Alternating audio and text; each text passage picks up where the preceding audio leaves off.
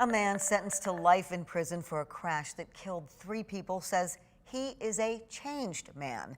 49-year-old Phillip Gonzalez wants to be paroled for a crime he concedes was, quote, horrible and unspeakable. 13 on your side's John Hogan has a look back at the 1996 crash and what is next for the man responsible for the deaths of a father and his 2 young children. This month marks the 25th anniversary of what was called an unspeakable tragedy. A drunk driver fleeing police at speeds topping 100 miles an hour slams into a Ford Explorer carrying a family of 5.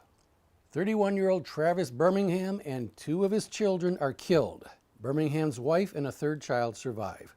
So did this man, Phillip Gonzalez. Then Muskegon County prosecutor Tony Tagg had this to say some 25 years ago. Even at the Sheriff's Department, when confronted with the fact that 2 young children had died, he indicated that everyone has to die at some time. A Muskegon County jury convicted Gonzalez of 3 counts of second-degree murder. The judge sentenced him to 3 life terms. Gonzalez is now 49 and serving out his sentence at a state prison in Manistee. At a public hearing Tuesday morning before the Michigan Parole Board, Phillip Gonzalez made his case for freedom.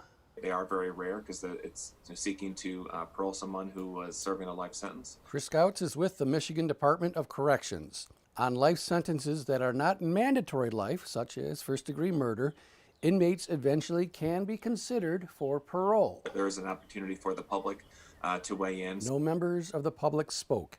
Although the hearing was open to the public, it could not be recorded. Gonzalez appeared contrite.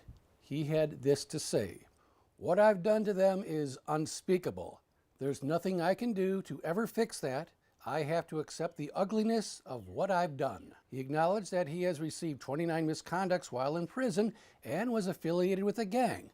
But Gonzalez says that is behind him. "I will never ever go back to being this person that I once was." It may be several months before the parole board releases its decision. At that point, it takes a majority of the 10 members, which would be 6 votes, for there to be a parole decision granted. If parole is denied, another hearing will be scheduled in 5 years. John Hogan, 13 on your side.